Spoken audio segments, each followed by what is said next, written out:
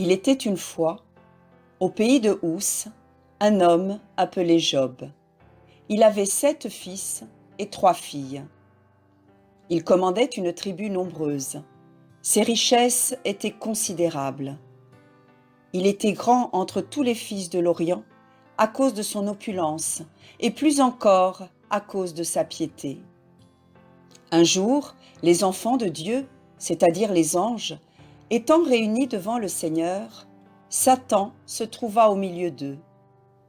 Dieu dit à Satan, « D'où viens-tu » Satan répondit, « J'ai parcouru la terre et je l'ai visitée. » Dieu reprit, « As-tu remarqué mon serviteur Job ? C'est un homme simple et droit, il craint Dieu et fuit le péché. » Satan répondit, « Job ne te sert pas en vain. Tu as béni l'œuvre de ses mains et augmenté ses richesses. Essaye de lui ôter ce qu'il possède et tu verras qu'il te maudira. » Eh bien, dit le Seigneur, tous ces biens sont en ton pouvoir. Je te défends seulement de toucher à sa personne. Un jour que les fils et les filles de Job célébraient ensemble la naissance de leur frère aîné, un messager vint lui dire « Les Sabéens sont tombés sur nous à l'improviste.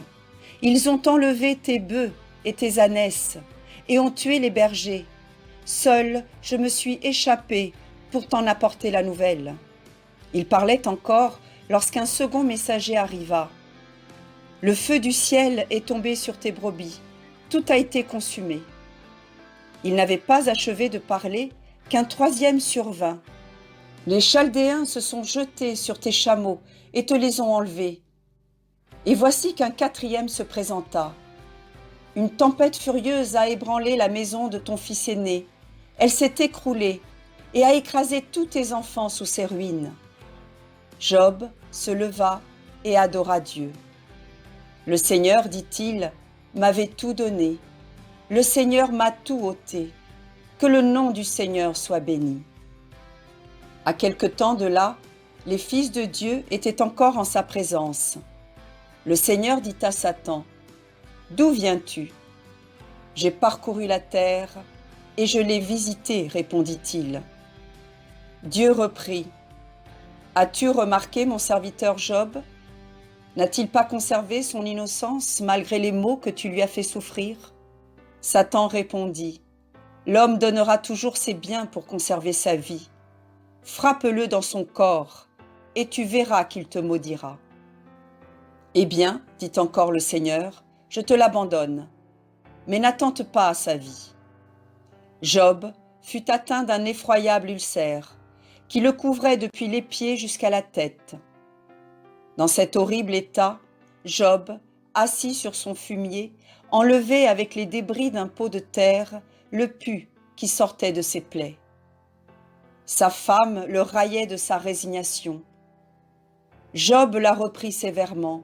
« N'avons-nous pas reçu, dit-il, les biens de la main du Seigneur ? Pourquoi n'accepterions-nous pas aussi les maux qu'il nous envoie ?» Malgré les souffrances qu'il endurait, pas un murmure ne sortit de sa bouche.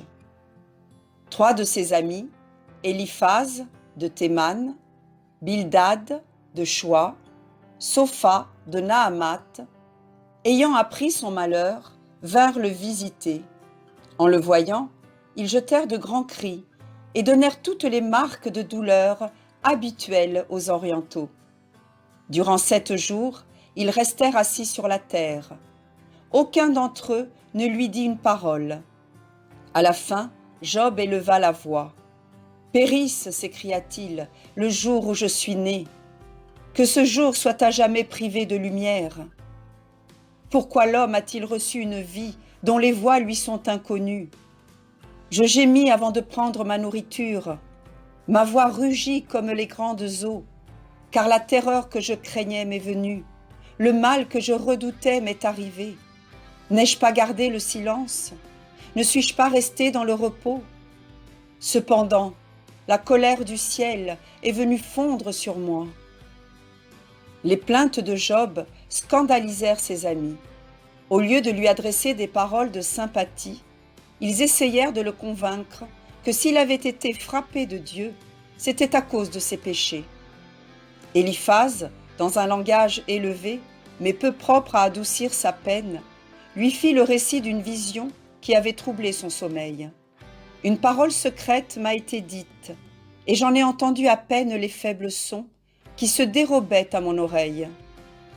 Dans l'horreur d'une vision de nuit, lorsque le sommeil a coutume d'assoupir les hommes, je fus saisi de crainte et de tremblement, et la frayeur pénétra jusqu'à mes os. Et au moment où un esprit passa devant moi, mes cheveux se dressèrent. Je vis quelqu'un dont je ne connaissais pas le visage. Un spectre s'arrêta devant moi, et j'entendis une voix faible comme un petit souffle. Un homme osera-t-il se dire juste en se comparant à Dieu, ou sera-t-il plus pur que son Créateur? Bildad, de Choix, traita d'hypocrisie la vertu de Job et l'exhorta à se convertir. Sophar, de Naamat, se montra aussi dur que les deux autres. Qu'il serait à souhaiter, dit-il, que Dieu te parlât lui-même et te découvrît les secrets de sa sagesse. Tu comprendrais alors qu'il demande de toi beaucoup moins que ne l'exige ton péché. Job soutint son innocence. S'il est affligé, c'est une épreuve et non une punition. Sa réponse aux reproches de ses amis est admirable de douleur et d'espérance. Ayez pitié de moi, vous du moins qui êtes mes amis, car la main du Seigneur m'a frappé. Pourquoi me persécutez-vous de même que Dieu? Ne vous rassasiez pas du spectacle de ma douleur. Ah, qui m'accordera que mes paroles soient écrites?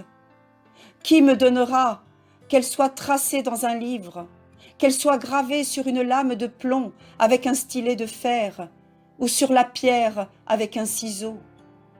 Car je sais que mon Rédempteur est vivant, et que je ressusciterai au dernier jour. Je serai de nouveau revêtu de ma peau, et je verrai mon Dieu dans ma chair. Je le verrai moi-même, et non pas un autre, et je le contemplerai de mes propres yeux. Cette espérance repose en mon sein. Les amis de Job continuèrent leurs reproches.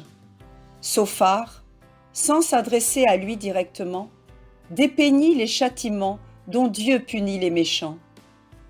Éliphaz lui dit sans détour que sa malice était à son comble et ses iniquités infinies. Bildad releva la grandeur et la sainteté de Dieu. Tous les trois supposèrent que Dieu n'afflige en ce monde que les méchants. Job leur répondit que les impies jouissent souvent ici-bas d'une longue prospérité, parce que Dieu se réserve la sentence après cette vie. On a donc tort de conclure qu'un homme dans le malheur est un hypocrite et un criminel. À la fin, les trois amis de Job, ne trouvant plus rien à lui répondre, furent obligés de garder le silence. Un nouveau personnage apparut alors sur la scène. Élihu, fils de Barakel, de la famille de Ram. Il s'irrita contre Job et ses amis. Contre Job, de ce qu'il se justifiait aux dépens de Dieu. Contre ses amis, de ce qu'il l'avait condamné sans aucun égard pour ses plaintes. Je suis jeune encore, et vous êtes avancés en âge. C'est pourquoi j'ai baissé la tête sans oser déclarer mes sentiments. Mais ce ne sont pas toujours les plus élevés qui sont les plus sages, ni les vieillards qui ont le plus l'intelligence de la justice. C'est pourquoi je parlerai. Écoutez-moi, et je vous ferai voir ma science. Il parla seul, en effet, à plusieurs reprises. Ni Job, ni ses amis ne lui répondirent. Alors le Seigneur, du milieu de la tempête, adressa la parole à Job. « Où étais-tu quand je jetais les fondements de la terre? Dis-moi si tu le sais. Où étais-tu lorsque les astres du matin me louaient tous ensemble et que les enfants de Dieu étaient transportés de joie? Qui a mis des digues à la mer pour la tenir enfermée, lorsque pour vêtements je la couvrais d'un nuage? Je l'ai enserrée dans les limites que je lui ai marquées. Je lui ai dit, tu viendras jusqu'ici et tu n'iras pas plus loin. Ici tu briseras l'orgueil de tes flots. Est-ce toi, depuis que tu es au monde, qui a donné des ordres à l'étoile du matin et qui a indiqué à l'aurore l'endroit où elle doit naître? Est-ce toi qui, tenant les extrémités de la terre, l'a secouée comme on secoue un manteau et en a rejeté les impies? Es-tu donc descendu au fond de la mer? T'es-tu promené dans ses abîmes? Les portes de la mort se sont-elles ouvertes devant toi? As-tu considéré toute l'étendue de la terre? Réponds-moi si tu le peux. Dis-moi où habite la lumière et quel est le lieu des ténèbres. Par quelle voie la lumière et la chaleur se répandent-elles sur la terre? Où sont les trésors de la grêle et de la neige? Qui a donné cours aux pluies impétueuses et passage au bruit éclatant du tonnerre? Connais-tu l'ordre et le mouvement des cieux? Dieu voulait ainsi faire sentir à Job que si l'homme est impuissant à expliquer les phénomènes de la nature, il ne doit pas juger son Créateur. Job s'humilia profondément. « Seigneur, dit-il, je sais que tu es tout-puissant et que toute pensée t'est connue. J'ai parlé légèrement de mystères qui surpassent infiniment ma science. Je m'en accuse et j'en fais pénitence. » Le Seigneur réprimanda ensuite les amis de Job, mais, à la prière de son serviteur, il leur pardonna. Le patriarche reçut aussi la récompense de sa résignation et de sa confiance. Dieu le guérit de son mal et lui rendit le double des biens qu'il avait perdus. Il eut de nouveau 7 fils et 3 filles, et il vit les enfants de ses enfants jusqu'à la 4e génération.